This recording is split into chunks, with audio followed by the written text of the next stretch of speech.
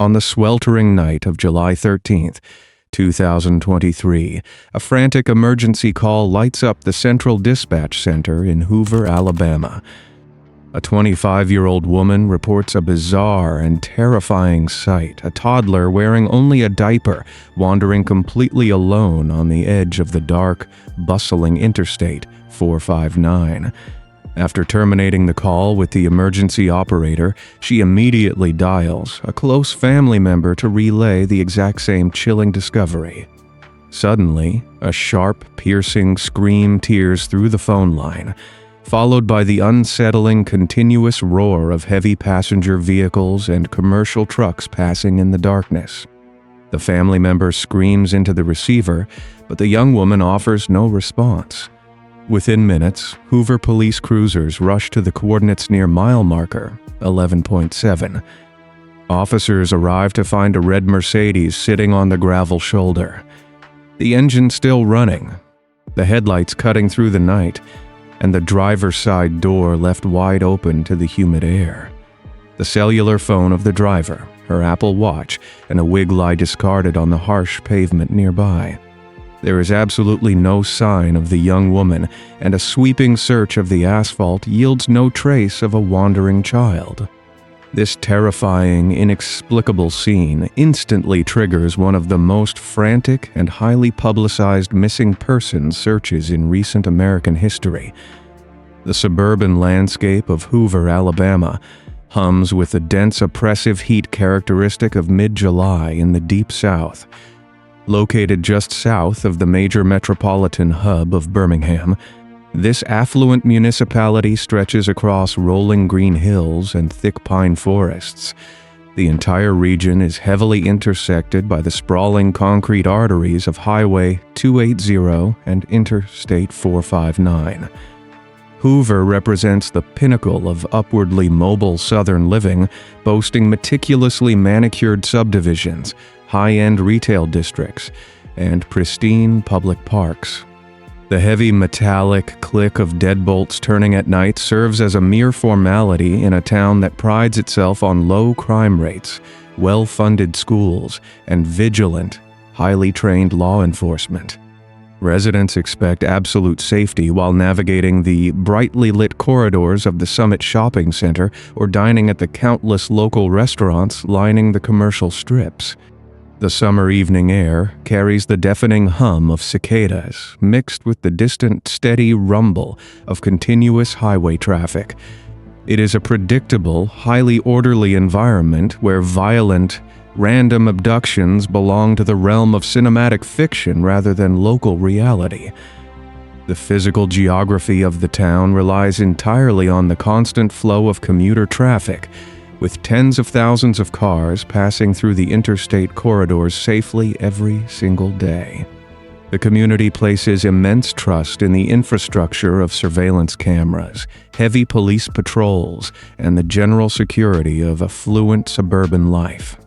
This impenetrable bubble of wealth and safety provides the stark backdrop for a mystery that will soon consume the entire nation. Carly Russell embodies the precise image of a successful, modern young woman thriving within this secure community. At 25 years old, she anchors her daily life around a supportive, deeply connected family unit that actively participates in their local church congregation. Her parents provide a stable, highly comfortable home environment in a quiet neighborhood, ensuring she possesses every resource necessary to build a promising future. Relatives, peers, and neighbors view her as a dedicated daughter, always present for Sunday worship services and regular family gatherings.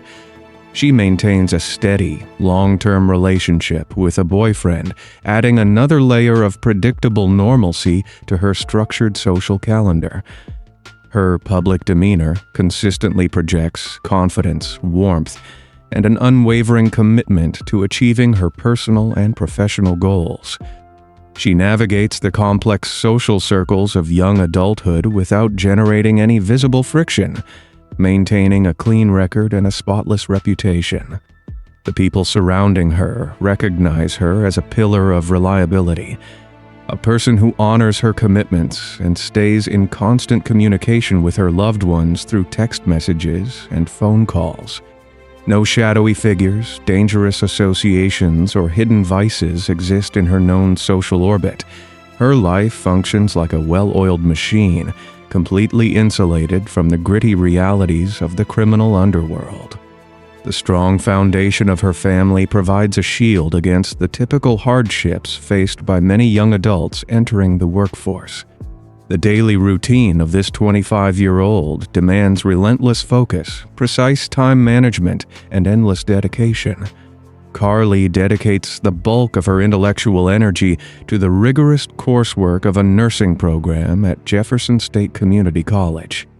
The demanding academic path requires long nights of studying complex human anatomy, memorizing strict medical procedures, and preparing for a high-stress career in healthcare. To supplement her advanced education and maintain her independence, she holds a part-time position at the Woodhouse Spa. This luxury wellness center sits prominently within the bustling Summit shopping complex, catering to a wealthy clientele demanding exceptional service. At the spa, she interacts constantly with affluent clients, providing high-end customer care in a serene, meticulously clean environment. The constant transition from the sterile, high-stakes environment of nursing school to the soothing, aromatic atmosphere of the luxury spa dictates her entire weekly schedule.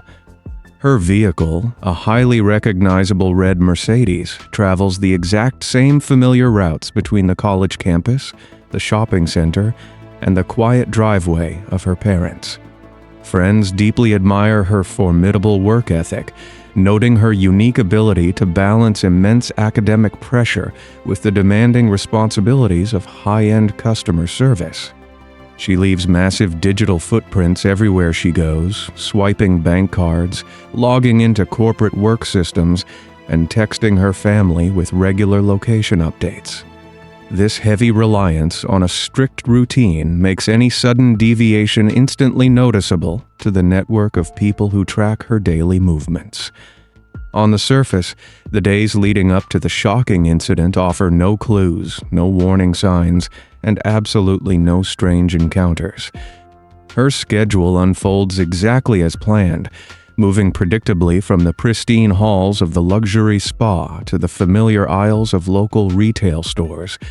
The citizens of Hoover place immense trust in the vast network of municipal and corporate surveillance cameras watching over parking lots, major intersections, and commercial storefronts. Every major roadway features glowing sodium streetlights that banish the dark shadows and provide crystal-clear visibility for late-evening commuters. The terrifying concept of a sudden ambush happening on the gravel shoulder of a major interstate completely defies the fundamental logic of the community. Predators typically seek out isolated, poorly lit locations to trap their targets, actively avoiding bustling thoroughfares filled with potential witnesses and passing headlights. Carly fits the exact profile of a vigilant, educated woman who inherently understands the basic rules of personal safety in a modern suburban environment. She always carries a cellular phone, wears a digital smartwatch, and drives a reliable vehicle equipped with modern locking mechanisms. The sudden, violent interruption of this perfectly constructed, heavily monitored life sends immense shockwaves through the community precisely because it violates every established norm of safety. The impenetrable shield of suburban Hoover is about to shatter completely, revealing a bizarre sequence of events that defies all rational explanation and ignites widespread panic. The timeline of the strange event begins to unfold on the humid, heavily documented evening of July 13th, 2023. Carly completes her regular shift at the Woodhouse Spa, stepping out of the luxurious sanctuary and into the muggy Alabama air just after nightfall. She walks across the sprawling concrete parking lot of the Summit Shopping Center and enters the cabin of her distinctive red Mercedes. Her standard journey home requires navigating a series of busy commercial corridors linked by multi-lane highways and massive overpasses. She makes her first scheduled stop at a Mediterranean restaurant called Tagaki's, located just down the road within the Colomenade shopping complex. This bustling retail center sits directly off the major highway intersection, featuring well-lit storefronts, large glass windows, and constant pedestrian traffic. Surveillance lenses mounted on the building exteriors seamlessly capture her vehicle pulling into the parking lot without a single hint of distress or pursuit. She walks inside and retrieves a prepared food order, engaging in standard, entirely unremarkable interactions with the restaurant staff at the counter. The physical geography of her route establishes a clear, heavily monitored path from her workplace toward the safety of the southern suburbs. Everything about her physical demeanor reflects a woman running ordinary errands at the end of a long, exhausting workday. Following the brief restaurant pickup, she directs her vehicle toward a massive Target retail store situated along the busy stretch of Highway 280. The glowing red bullseye of the corporate store sign dominates the commercial strip, casting long, vibrant shadows across the expansive asphalt parking lot. High-definition security cameras document her passing through the automatic glass doors and walking purposefully into the brightly lit, heavily stocked aisles. She deliberately bypasses the typical household goods and navigates directly to the grocery section to gather a very specific set of provisions. She purchases a precise assortment of dry snacks, selecting boxes of Cheez-Its and several individually wrapped granola bars.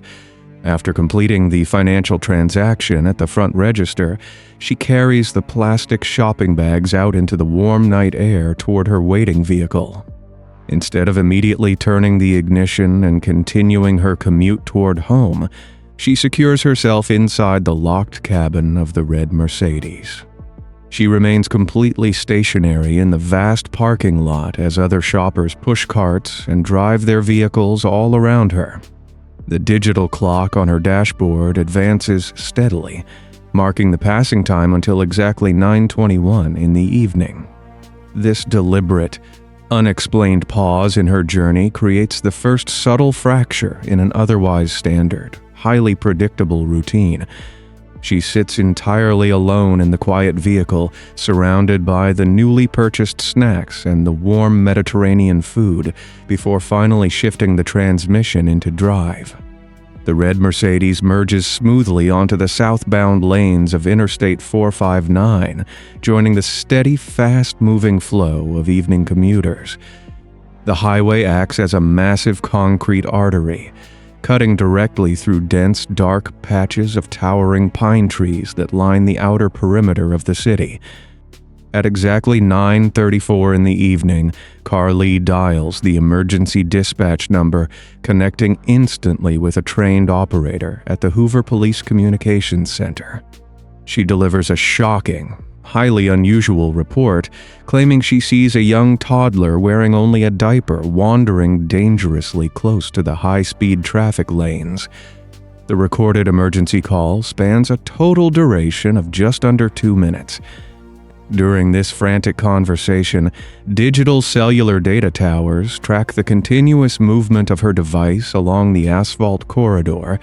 The precise telemetry proves the car travels a massive distance of roughly 600 yards while she actively speaks to the emergency operator. This massive span of physical space equals the total length of 6 full-sized American football fields. The seasoned dispatcher delivers a strict, standard protocol instruction, explicitly telling the caller to remain securely inside her locked vehicle until uniformed officers arrive on the scene. Defying this authoritative, life-saving command, she brings the heavy car to a complete halt on the gravel shoulder near mile marker 11.7. She disengages the electronic locks and pushes the heavy metal door open, stepping out of the safety of the cabin and into the dangerous dark expanse of the highway. At exactly 9:36 in the evening, she initiates a secondary cellular phone call. This time, reaching out directly to a close family member, she provides a real-time, highly tense narrative of her actions, claiming she is actively searching for the wandering child in the thick darkness bordering the highway. Her voice projects a deep sense of urgency as she supposedly scans the tree line illuminated only by the sweeping headlights of passing vehicles. Without any warning, a sharp, sudden noise pierces the digital connection, abruptly cutting her spoken sentence short. Her voice disappears entirely from the receiver, leaving a chilling, terrifying void on the other end of the line. The open phone connection transmits only the heavy, continuous roar of massive semi-trucks and passenger cars rushing past the desolate location at high speeds. The terrified family member remains connected to the silent device, completely paralyzed by the sheer terror of the unknown situation unfolding miles away. Within a matter of minutes, multiple Hoover police cruisers descended upon mile marker 11.7, their bright blue lights stroming violently against the dark trees. Officers discover the red Mercedes sitting alone on the shoulder, the powerful engine roaring, and the doors flung wide open to the night air. Investigators spot her cellular phone, a digital Apple Watch, and a dark wig discarded haphazardly on the dirty pavement just outside the driver door. While the Mediterranean food sits completely undisturbed inside the front cabin, the specific snacks purchased from Target are completely missing from the chaotic scene. The unforgiving physical geography of Interstate 459 presents an immediate, terrifying obstacle for the first responding officers. Beyond the narrow gravel shoulder where the red Mercedes idles, the terrain plunges down a steep embankment into a dense Alabama pine forest. The thick summer canopy blocks out the ambient moonlight. This natural barrier creates a pitch-black void right at the edge of the busy asphalt corridor. Hoover police patrol units lock down the perimeter and deploy specialized canine tracking teams into the suffocating humidity of the tree line. Handlers guide the powerful dogs along the jagged gravel. The animals attempt to capture the scent radiating from the discarded wig and the digital watch. Heavy boots crush dry branches and sink into the damp earth as officers march in straight lines. They sweep the dark woods with powerful tactical flashlights, looking for any sign of a struggle. Overhead, the rhythmic thumping of police helicopter rotors shakes the heavy night air. Aviation units activate advanced thermal imaging cameras mounted on the aircraft bellies. These sensors scan the sprawling wilderness for the distinct heat signature of a human body. Hours tick by in the sweltering darkness, yet the glowing screens in the cockpit reveal nothing but wild animals moving through the brush. The massive dragnet yields zero physical traces of a terrified young woman or a wandering, diaper-clad infant. As the sun rises on the morning of July 14th, a desperate search operation explodes across the state of Alabama. The Hoover Police Department establishes a massive command center, coordinating efforts with state troopers and federal investigators. The narrative of a violent, random kidnapping takes absolute hold over the terrified local population. Frightened citizens flood community message boards, sharing the chilling details of the emergency call. Neighbors warn each other to lock their doors and avoid driving at night. Panic ripples through the affluent suburbs, convincing residents that a calculating predator used a vulnerable infant as bait. The family of the missing 25-year-old takes to national television broadcasts. Their faces show deep exhaustion as they beg the public for assistance. True crime commentators and digital sleuths amplify the terror, spinning elaborate theories of shadowy criminal syndicates operating along the interstate corridors. Terrified community members pool their financial resources, raising thousands of dollars in reward money to entice potential witnesses. Law enforcement officers work grueling double shifts, canceling personal leave to canvass nearby gas stations and retail centers. Missing person flyers bearing the smiling face of the young nursing student plaster every glass storefront across the entire municipality. The psychological pressure mounting on the police department reaches a boiling point as the public demands answers. Every passing hour without a solid lead deepens the pervasive atmosphere of dread hanging over the city. Behind closed doors, seasoned investigators begin to encounter severe forensic hurdles that challenge the core narrative of the abduction. Detectives secure access to the Department of Transportation surveillance network. They focus specifically on a traffic camera mounted high above the southbound lanes of the interstate. The lens provides a sweeping high-angle view of the exact stretch of asphalt surrounding mile marker 11.7. Investigators crowd around the glowing monitors inside the precinct. They watch the grainy, low-resolution video capture the red Mercedes rolling to a complete halt on the shoulder. Detectives scrutinize every single pixel, illuminated by the sweeping headlights of the continuous stream of passing vehicles. Hundreds of heavy commercial trucks and passenger cars blast past the specific location in the minutes leading up to the emergency call. The massive volume of traffic creates a glaring logical paradox for the investigative team. Not a single other motorist out of the hundreds sharing that exact stretch of highway dials emergency services to report a toddler wandering in the dark. The video plays on a continuous loop, revealing no visual evidence of a child existing in the camera frame. The footage confirms the vehicle stop, but the surrounding environment remains entirely void of the claimed hazard. This massive contradiction forces detectives to view the glowing emergency call transcript with mounting suspicion. The factual reality captured by the cold lens of the traffic camera refuses to align with the terrifying story broadcast to the public. Crime scene technicians pivot their focus back to the physical footprint surrounding the abandoned luxury vehicle. An authentic ambush perpetrated by a violent stranger leaves distinct, undeniable forensic markers upon the surrounding environment. Detectives look for deep scuff marks in the loose gravel, shattered glass, displaced rocks, or biological transfers indicating a desperate struggle for survival. The physical inspection of the red Mercedes reveals a pristine, undisturbed cabin space. The heavy metal doors show no scratches or signs of forced entry.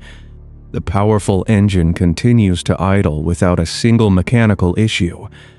Investigators inventory the contents of the vehicle, noting the untouched Mediterranean food resting on the passenger seat. They discover the specific dry snacks purchased mere minutes earlier at the Target retail store are missing from the scene. This specific detail presents a glaring behavioral contradiction that stops seasoned detectives in their tracks. A victim facing a sudden kidnapping does not pause to gather boxes of crackers and granola bars before vanishing into the night. Real predators strike with overwhelming speed, leaving their targets no time to retrieve personal items or organize their groceries. The missing snacks suggest a calculated departure rather than a chaotic extraction from the vehicle. The pristine condition of the scene points heavily toward a voluntary exit. This physical reality fractures the entire foundation of the ambush theory. Lacking any physical trail in the woods, law enforcement shifts their entire investigative weight toward the hidden digital landscape. The Hoover Police Department seizes the discarded cellular phone and the Apple Watch left lying on the highway asphalt.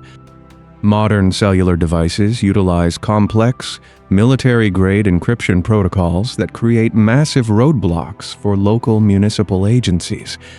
To bypass this heavy digital armor, local detectives enlist the cyber capabilities of the United States Secret Service. Federal technicians transport the locked devices into a secure digital forensics laboratory to initiate the delicate extraction process. They connect the cellular phone to advanced hardware interface modules, Technicians bypass the security locks to clone the internal hard drive. The complex decryption process takes hours, pulling gigabytes of encrypted text messages, location telemetry, and internet browsing histories from the memory chips. Analysts comb through the massive data dump, looking for threatening communications, unknown contacts, or erratic location pings.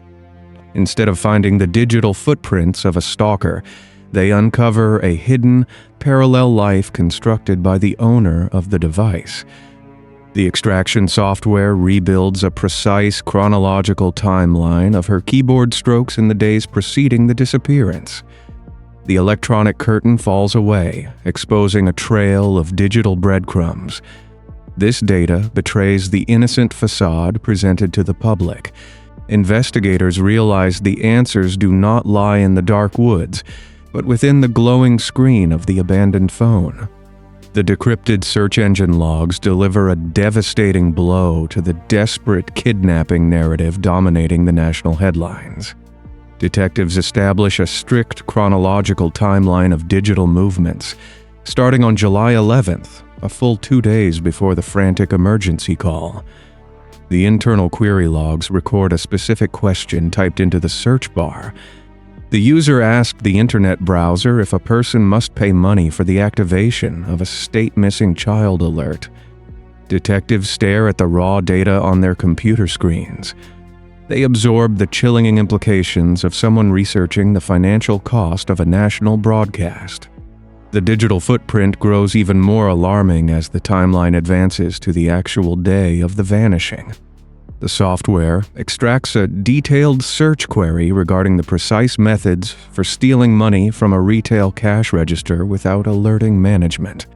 This specific search introduces the concept of financial desperation and premeditated theft into the psychological profile of the missing woman. These calculated keystrokes shatter the image of a naive, unsuspecting target stumbling into a random trap on the highway. The searches prove a conscious, active preparation for a major disruptive event, planned days in advance from the safety of a suburban bedroom. The narrative of a phantom predator stalking the highway dissolves. The cold reality of a meticulously orchestrated deception takes its place. The digital autopsy continues to unravel the carefully constructed hoax, providing investigators with a clear map of the premeditation. Forensic analysts uncover another alarming search query for a one-way commercial bus ticket departing from Birmingham, Alabama, and arriving in Nashville, Tennessee. The requested departure date for this long-distance transit matches the exact day of the publicized highway incident. Cross-referencing financial records proves she never completed the transaction to purchase the ticket. This abandoned search creates a frustrating investigative dead end. Detectives waste precious man-hours contacting regional bus terminals to verify passenger manifests. The search for the Nashville route acts as a deliberate digital decoy, further draining the limited resources of the police department. Moving deeper into the browsing history, analysts discover a recent search for the Hollywood abduction film titled Taken. The cinematic story centers around a violent, highly coordinated kidnapping, providing a potential script for the fabricated highway ambush. The separate pieces of digital evidence snap together like heavy magnets, painting a clear picture of total premeditation. Despite possessing this damning digital proof, rigid municipal missing persons protocols force the police to continue the massive physical search. Bureaucratic liability prevents the police chief from instantly canceling the expensive helicopter flights and pulling the officers out of the woods. The system remains trapped by its own strict rules. The city is forced to spend thousands of taxpayer dollars hunting a ghost until the physical suspect breaks cover. 49 hours after the frantic highway emergency call, the suffocating tension hanging over the city shatters. The dense residential streets of her Hoover neighborhood remain swathed in darkness on the night of July 15th. The physical geography of the subdivision features winding, paved roads flanked by thick oak trees and manicured lawns. Digital tracking systems confirm her movement from the highway shoulder to the quiet streets of the subdivision. A figure emerges from the tree line at the edge of the development and walks with firm steps down the suburban sidewalk. Family members look out the front window of their secure brick home and spot Carly Russell approaching the property on foot. Frantic calls flood the Hoover Police Dispatch Center, this time reporting a safe return rather than a dark vanishing. Patrol cruisers swarm the quiet residential street, their heavy tires screeching against the asphalt as officers rush to secure the perimeter. First responders expect to find a traumatized survivor requiring life-saving medical intervention. Paramedics load the young woman into the back of an ambulance and transport her to an emergency medical facility for a comprehensive physical evaluation. The nation breathes a collective sigh of relief, assuming law enforcement will now hunt a ruthless predator stalking the interstate. Detectives arrive at the hospital room to document the physical trauma of a brutal 2-day captivity. They prepare to map out the movements of a dangerous criminal holding a victim hostage in the harsh Alabama wilderness. Instead, the seasoned investigators enter the sterile room and notice a glaring lack of severe physical distress. Carly sits in the hospital bed and delivers a harrowing, complex narrative of survival to the gathered detectives. She claims a man with bright orange hair and a distinct bald spot emerged from the dark woods near the interstate. According to her account, this strange man used the wandering toddler as bait to lure her away from the safety of the red Mercedes. She describes an unnamed female accomplice forcing her inside the dark trailer of a massive 18-wheeler commercial truck. The fabricated tale includes forced feeding of cheese crackers and a daring physical escape through the thick pine forests. Investigators listen in total silence, recording every word while their eyes scan her body for corroborating physical evidence. True 49-hour captivity leaves deep, undeniable markers upon human flesh, including severe dehydration, deep lacerations, and heavy bruising from forced restraint. The forensic medical examination reveals a minor injury to her lower lip and a single deliberate tear in her fabric shirt. Forensic technicians find no foreign hairs, strange fibers, or unknown DNA transfers upon her clothing. Her fingernails remain pristine, devoid of the dirt, grime, and blood associated with a desperate flight through wild, unforgiving terrain. The soles of her shoes show no signs of running miles through a jagged, debris-filled forest. The physical state of the supposed victim contradicts the brutal, violent reality of a genuine kidnapping. Detectives recognize the specific plot elements of popular Hollywood thrillers woven into her survival story. The phantom orange-haired predator and the invisible commercial truck fail to materialize in any highway surveillance footage or witness reports.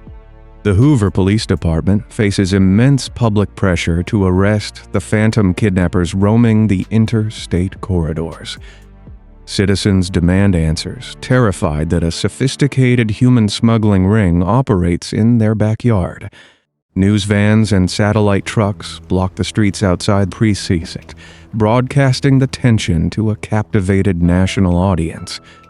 On July 19th, Police Chief Nick Darcy steps in front of a massive wall of microphones at an anticipated press conference. News cameras flash, and the room falls dead silent as the commanding officer lays out the undeniable, verified facts of the investigation.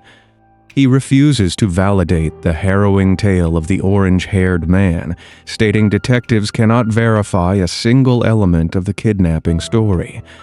The chief reveals the damning digital search history extracted by the United States Secret Service from her abandoned devices.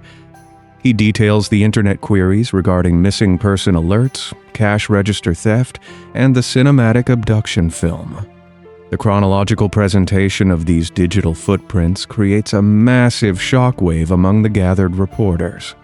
He stops short of issuing a direct criminal accusation, allowing the cold, hard facts to paint a picture of total deception. The heavy weight of public scrutiny and the impenetrable wall of digital evidence crush the elaborate facade. The young woman realizes the sprawling network of lies offers no avenue for escape. On July 24th, a defense attorney arrives at the Hoover Police Headquarters carrying a formal written statement. The lawyer delivers the document to the police chief, providing the ultimate devastating revelation to the exhausted community. The official statement confesses that no kidnapping occurred, no toddler wandered the highway, and Carly acted without assistance in orchestrating the massive hoax. The admission of guilt ignites a massive wave of public outrage across the state of Alabama and the rest of the country. Thousands of frightened citizens poured their deep emotional energy, time, and financial resources into a phantom crisis. The true victims of this elaborate deception include the traumatized community members and the exhausted law enforcement officers. Volunteers who risk their own safety searching the dark ravines realize their good intentions fed a narcissistic lie. The management at the Woodhouse Spa terminates her employment, severing her connection to the luxury wellness center and distancing their brand from the scandal. Her boyfriend issues a public statement and ends their long-term relationship as the staggering reality of her lies sets in. The community feels a profound sense of betrayal, realizing their pure empathy served as a tool for a selfish manipulation. Donors who contributed vast sums of cash to community reward funds demand financial restitution. People who spent sleepless nights searching the dark woods demand swift, severe legal consequences for the orchestrated chaos. The pristine, orderly reputation of the affluent suburb sustains a permanent, ugly stain from the viral spectacle. Residents remove the missing person flyers, throwing the smiling photographs into municipal trash cans. The Hoover Police Department pivots their focus from a desperate rescue mission to building a concrete criminal case against the architect of the HOX. Investigators compile the massive financial ledgers detailing the exact cost of the helicopter fuel, canine deployment, and officer overtime. They prepare to hand a massive, undeniable bill to the woman who paralyzed a major American city. On July 28th, the Hoover Police Department charges Carly Russell with 2 distinct criminal misdemeanors. Prosecutors file charges for false reporting to law enforcement authorities and falsely reporting an incident. The legal classification of these crimes highlights a frustrating loophole in the state justice system, faking an abduction that stalls a